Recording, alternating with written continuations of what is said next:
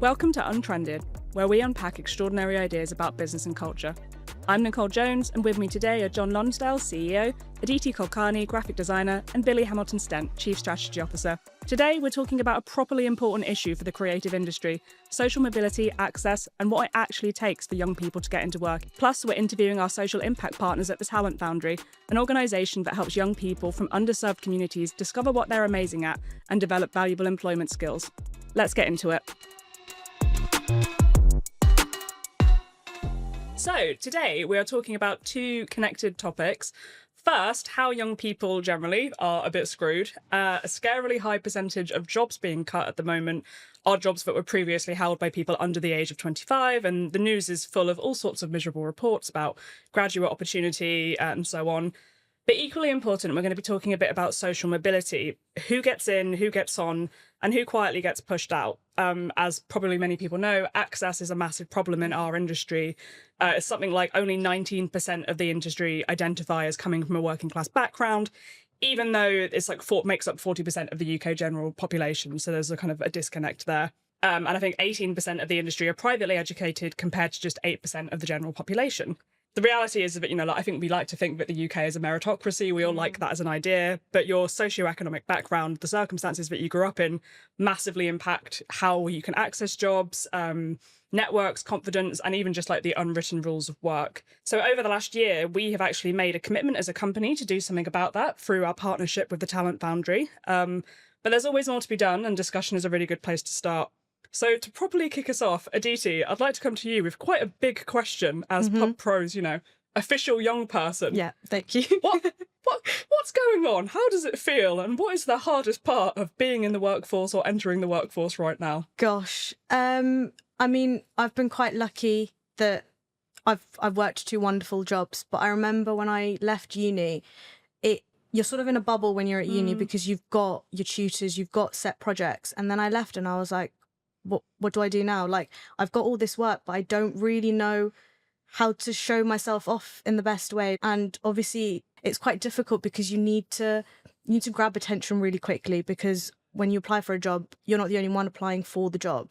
There are like hundreds and millions of other people. I was going to ask, did it feel quite scary? Because I very distinctly remember leaving uni, went to a kind of intern agency, applied for free, got one, jobs are good, and I'm starting my new life in London. And I felt very optimistic, and it felt like full of possibility.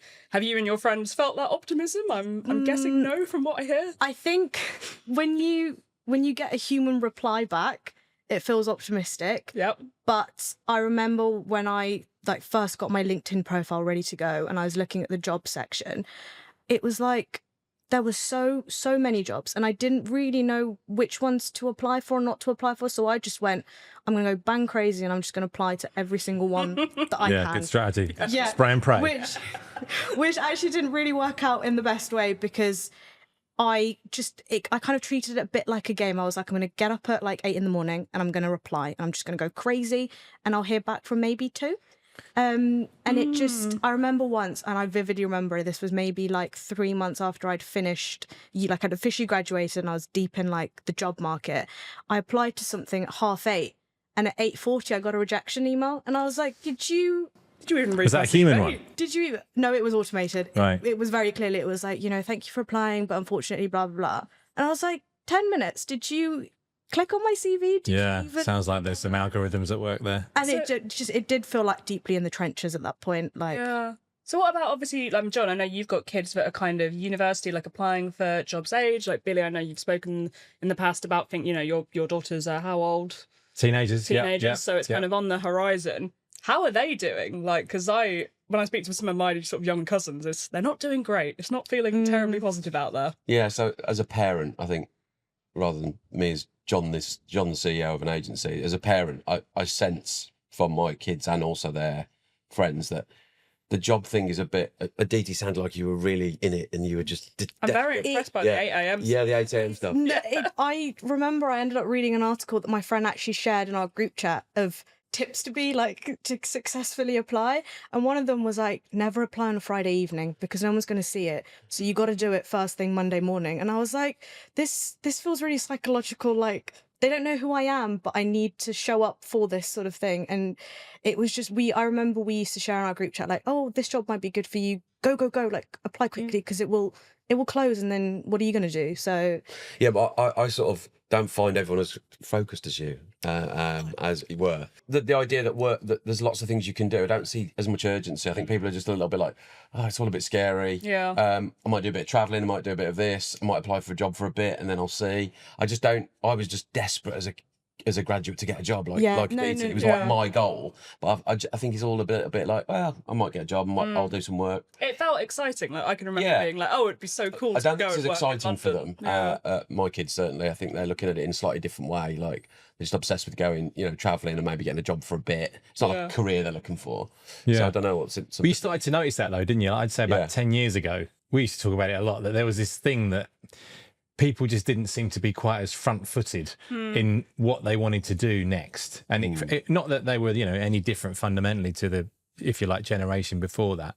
But it was, the idea of like taking a year to go travelling when we entered the workplace was pretty rare, I would say, rather than standard. But that's obviously just a response to the fact that the future you're looking at is not quite as certain. It has got flexibility to it. So you see how the system starts to reflect. I remember, the classic one, when it was, especially in the marketing world, because I came out like the PR game, and there was always these things where someone would say, the graduates of this year, they can't even read or write, and there was some sort of pompous, generally bloke talking about the youth of today type thing.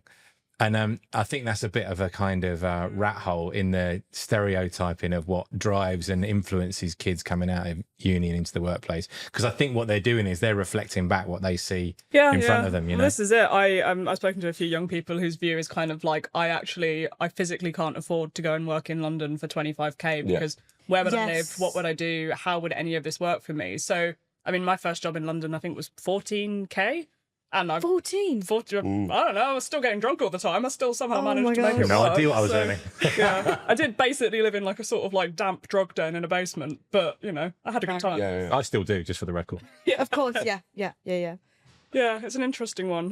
But in terms of obviously once people then get into work, like Jon, like I've always really known you to be somebody that deeply gives a shit about like spending time on young people. One thing that I observe quite a lot is that even when we get young people into work, we don't necessarily, I think post-pandemic, we're not great at giving them the nurturing support. Like, what's your view on that? Like, you try and engage quite a lot with young people coming to the business. I had, if she's listening, Mrs. Hawkins, my history teacher at school. I'm sure she is.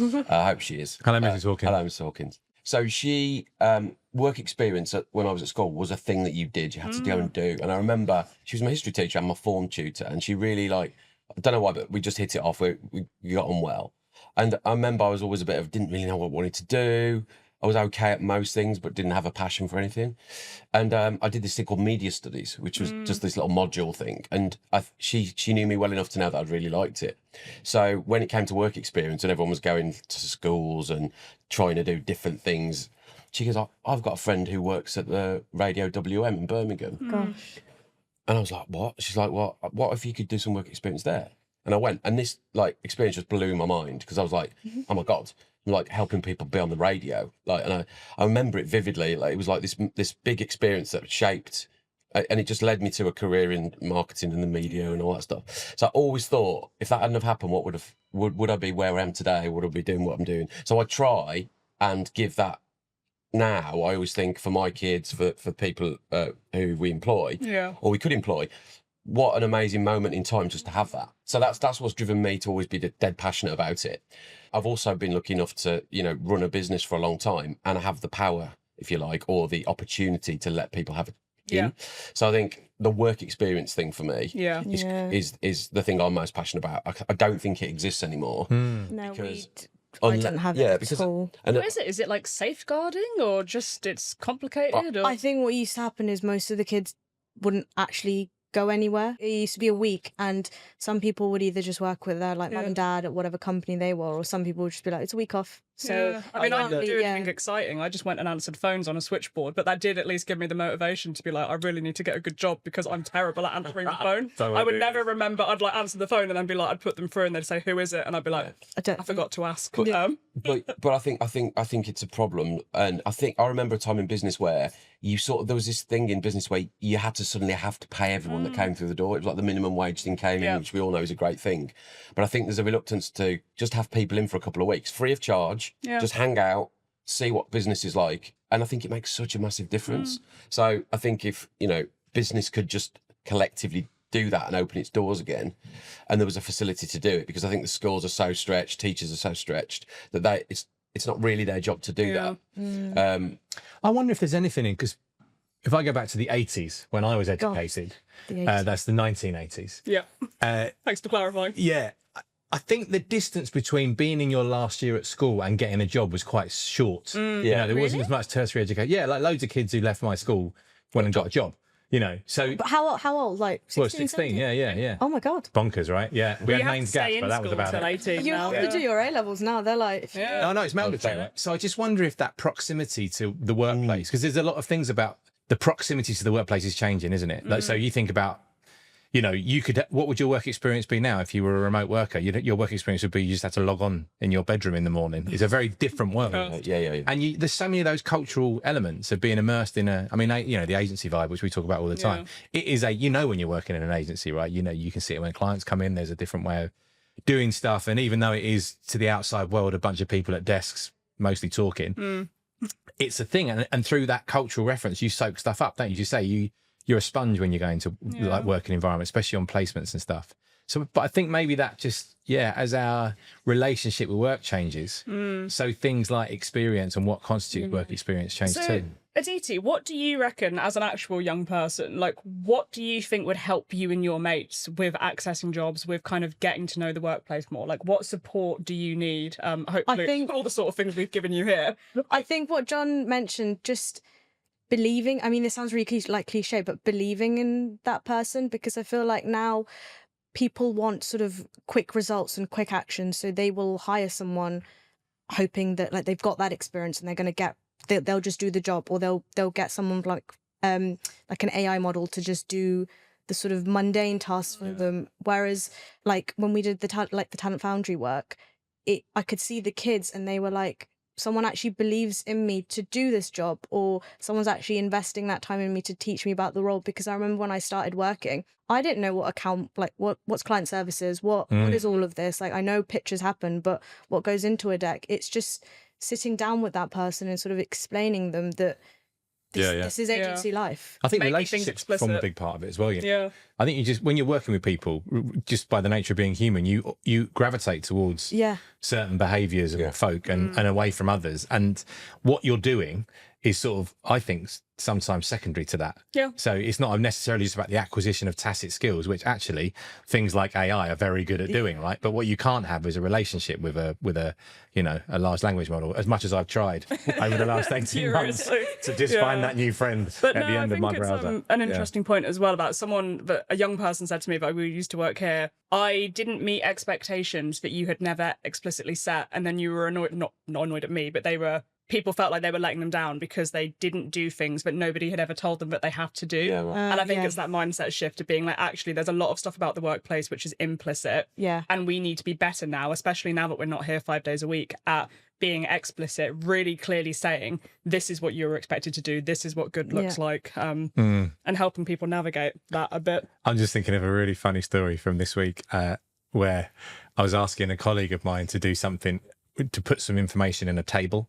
Was this on Excel? Because it wasn't on Excel, but it was, I'd say on a scale of 1 to 10 of complexity, even on the most generous terms, it was about a 2 or 3.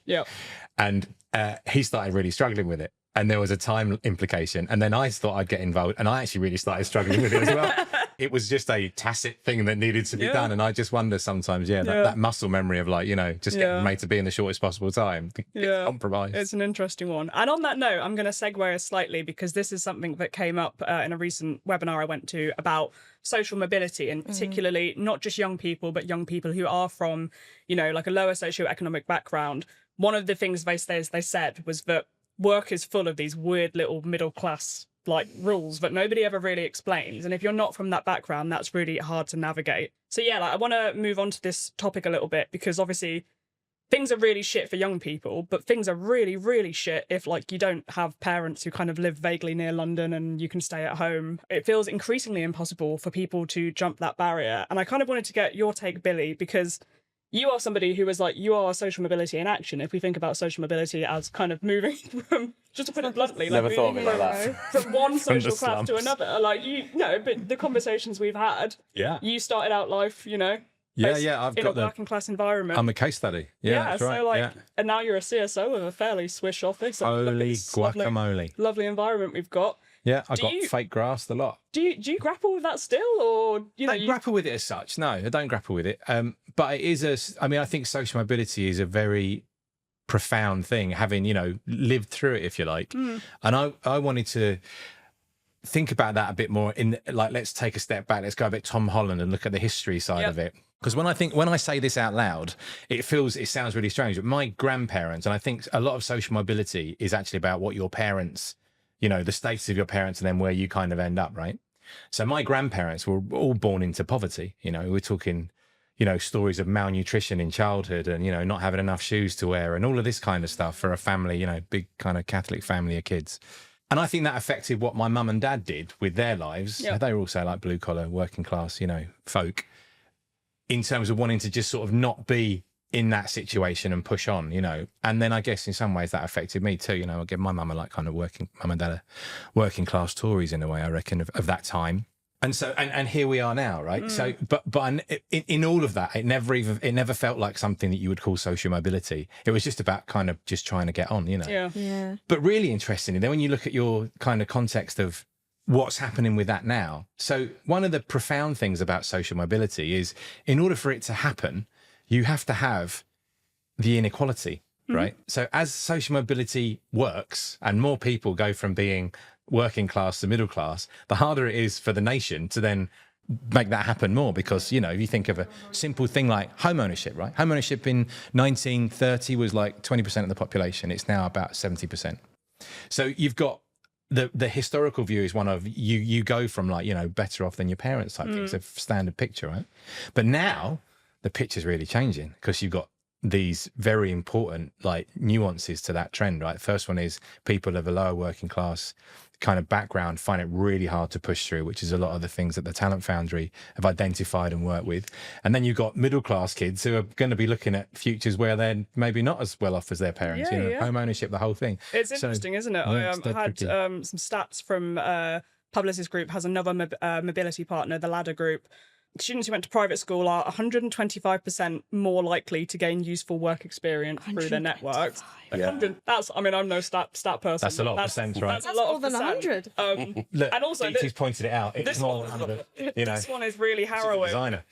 Children from a lower academic attainment but with a high income family are 35% more likely to end up as a high earner than a child from a low income family with high academic attainment. So basically, like, if you are working class and you do really well, you are still just going to earn way less money than That's some so depressing. kid who's gone to like a lovely school but maybe not done very well. And that's what you're talking about, all of those things, are you? That class is sometimes a very blunt tool to describe some of these things. But the sense of network and accessibility to to people in the middle classes is a different story to working classes. It goes back to even DT's story about if you can't, you got to see it to be it. I know, again, that's a cliche, but if your dad doesn't go out to work, or your mum doesn't go out to work in an executive world and just does a job that is alien to the one you might be trying to get into, which is my experience, you are trying to figure it out as you go. And even if that's, I don't know, let's try and quantify. Even if that gives you like, it's going to take you 6 months more to soak up some stuff in the working world than somebody else, that's a disadvantage, isn't it? Ultimately? You can't get around that. I think the thing I find interesting as well is like, even so, like, I mean, so this is an interesting one for me and John. So John and I, for the listeners, are both Brummies, but you could probably tell. You could probably tell a lot less that I'm a Brummie because I've kind of picked up this kind of fake London neutral, you know. Yeah, I'm jealous of it. Accent. John, you know, you've obviously never ever dialed down on the panic accent. Physically not capable. Doesn't matter how hard I try. No, you still know that. That's right. Yeah, I mean, like. You very rarely hear a CEO with a Canic accent. No, that's true. But I always, you don't. But you really don't. But in many ways, though, I always think it's a bit of a superpower. I think I've always never. In fact, having that accent and having that conversation has given me more in the business terms than it's ever if I didn't have it. So the amount of like stories, and literally was in a meeting yesterday, and someone goes, "Even Canic." Some bloke, and I was like, yeah. It's like, yeah. I grew up around there, but I've moved away since. So like everybody, it's like that thing that everybody knows, the little dialects and the little thing. If I get a sniff of a thought that somebody might be vaguely from the West Midlands, I'm like, are you from the West Midlands, Bab? It just immediately comes back. Like, I don't know. There's maybe a little bit of pride attached to it as well. I don't know, but I always remember, to Billy's point about the social mobility stuff. For me, it was always about. I vividly remember, and this is probably driven by my parents, that. As soon as I remember them saying, when you get to university, that's you off. You're out. You're off into the world, and that world, because I wanted to get into marketing and stuff, was in London. It wasn't like I'm going to move Dick Whittington down to London, but it was almost like there was just this tacit acceptance that I was leaving home and going to go and find something. Yeah. And I wonder if that's still there now. I don't know. And now I look back, it's like a lot of my friends stuck around in the Midlands and stuff, but a lot didn't.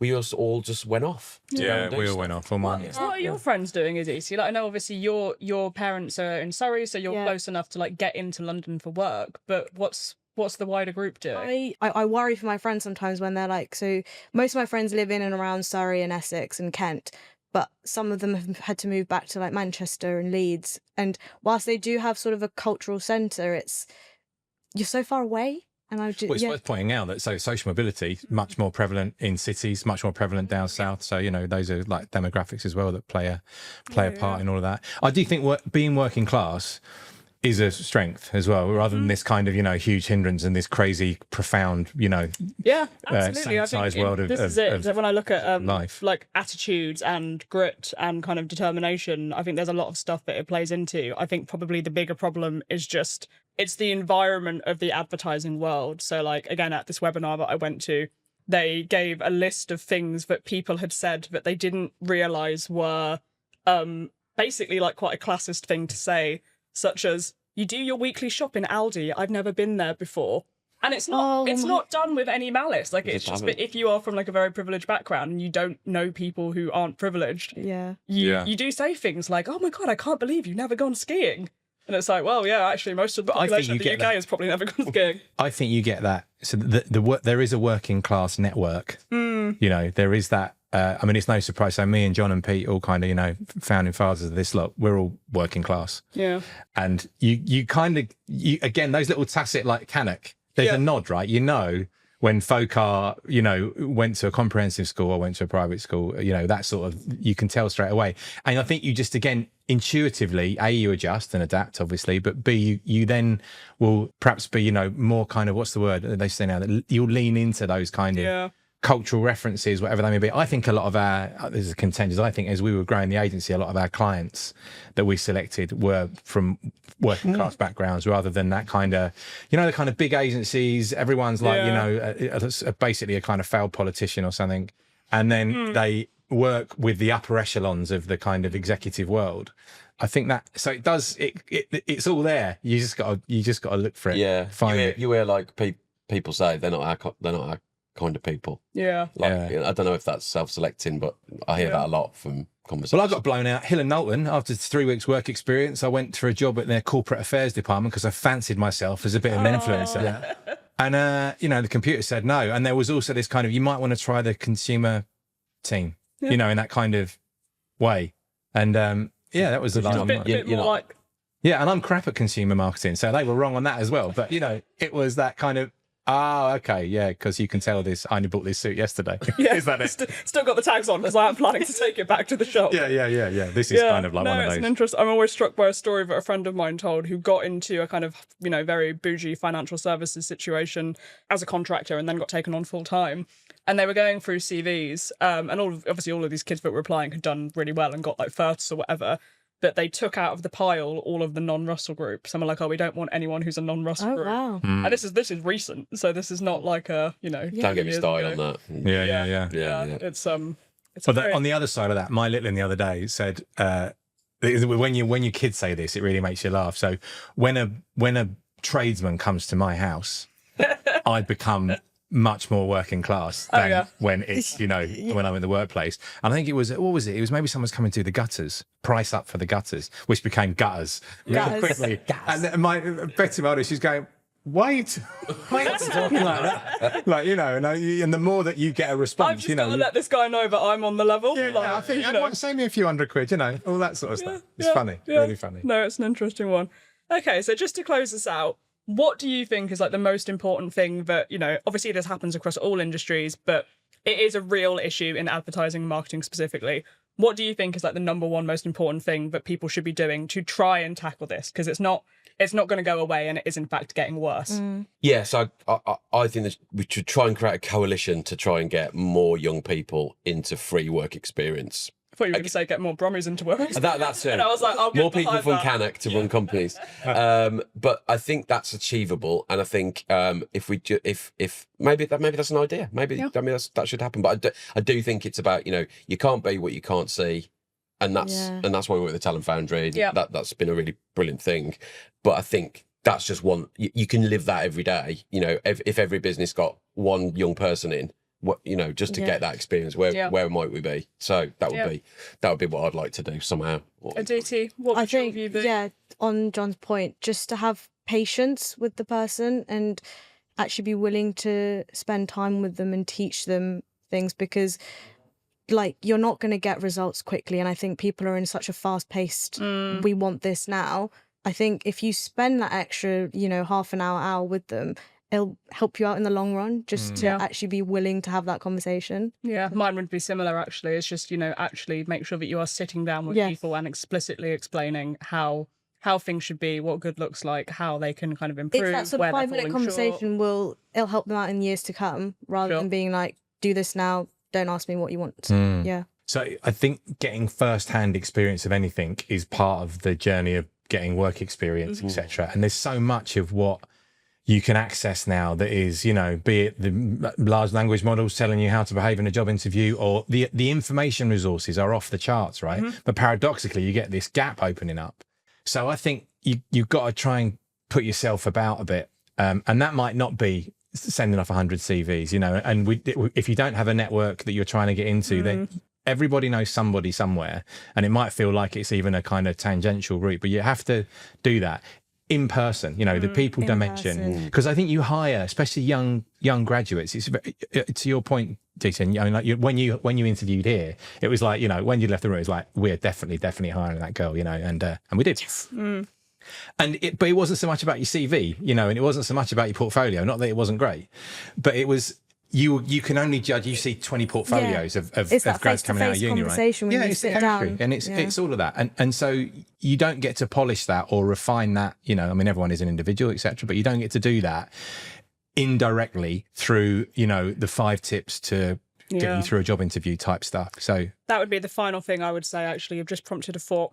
I only realised about 4 years ago that you can just ask people for things, and probably 5 times out of 10 they will help you. For a really long time, I was like, everything. I'd feel really. Even people I know, even people in my network now, I'm like, I can't ask for favours, I can't ask for help, and I'm now actually you can just message people, and people like to be asked. Yeah. I'm now in a place where people ask me for things, and I'm like, I'd love to do that for you. Yeah. So that's true.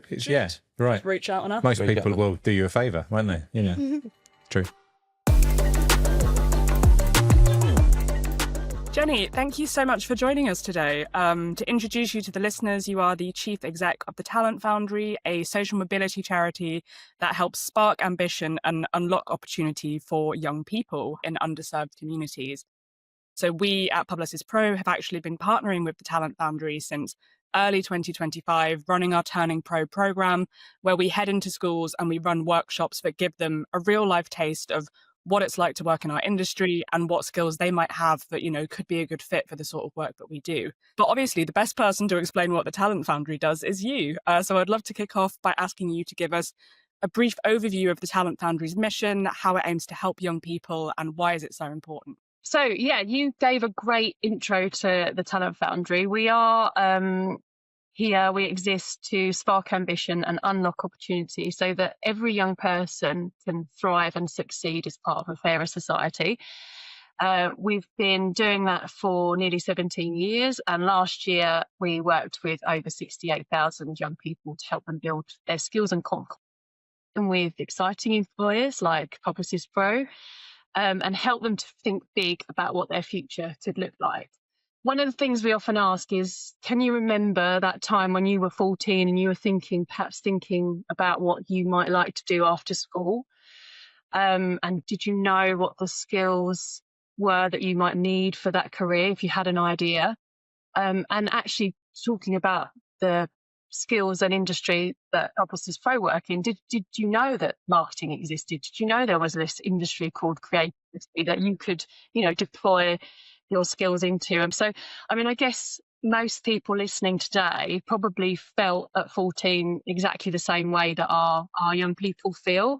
They might have had low self-esteem, they might have had limited confidence, perhaps afraid to step outside their comfort zone, try new things, afraid of judgment, afraid of the unknown. And that's why we believe it's really important that employers step up and play a role in helping the next generation discover a future that's right for them. And then you've got the backdrop of what is actually happening in the economy. We really want to help young people build their skills and confidence. And we know that that is a huge problem in schools. We've got nearly 1 million young people who are not in education, employment and training. And this, of course, is no good for young people thinking about their futures, and it's no good for the future of the country and for growth and for the economy. So we feel that working with young people much earlier in the school setting to help them think about what they could do, building those meaningful encounters and interactions with employers is really important. And that can then reduce the likelihood of those young people becoming NEET, and particularly for those young people who might be from lower socioeconomic backgrounds. Great. And what sort of outcomes have you seen from the programs that you've worked on? And we recently received our impact report from the Talent Foundry for our program for 2025. And it was really amazing to see the sort of numbers of, whether it's increased confidence and skills or just kind of awareness of the marketing industry. So kind of more broadly, what sort of outcomes have you achieved? If you have confidence, you can take on the world. So, particularly for Turning Pro, we saw an increased confidence in their skills, particularly around speaking, working in teams, problem solving, pitching, presenting, and those sorts of skills which are really crucial to the creative industries. But also, one of the outcomes for us is helping young people discovering skills that they already have. So things that they're probably doing at home, they're doing at school, they're developing teamwork, they're developing leadership, they're critically thinking about things that they're doing with their peers and their friends. These are all skill sets that employers are looking for. So helping young people really think about what they already have in their toolkit. The thing that is important as an outcome for us is that we often hear that, young people don't have any aspirations. They don't really have any goals. And actually, we don't see that in the classrooms that we work in. We know young people have aspirations. It's not a lack of aspiration that young people have. It's a lack of the clarity.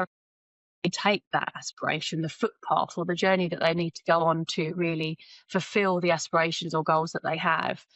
And for most of us that have had, different and differing careers, it's not always linear. It's not a straight line to a particular job. It's often squiggly. Opportunities present themselves in unusual places. So it's helping young people understand that is normal and you can have a brilliant career, but you don't have to have a straight line to that job or that role in a particular industry. So we give young people the tools to choose a career that's right for them and actually find what really makes their heart sing, what they really enjoy, and then which industry or which career path or which further education or higher education opportunity is going to be right for them. I think one of the other key outcomes of our programs is how we make that possible. So for all of our programs, we want to bring people that work in that industry, have those experiences, perhaps have similar experiences to the young people that we're working with, into the classroom to talk about how they got that job. Was it an apprenticeship? So important that young people can see people like them, and then that makes them think that that is a possible route for them as well. So it's seeing role models and seeing people that speak like them, perhaps grew up in an area that's close to them, gives them the confidence that they could do the same path. And actually the other outcome from that is the volunteers that come into the classroom also gain a lot of skills, gain a lot of learning development. It's, you know, an environment perhaps that most people have not been back to since they left school. So they get to work in teams, they get to help others with their development, mentor them, coach them.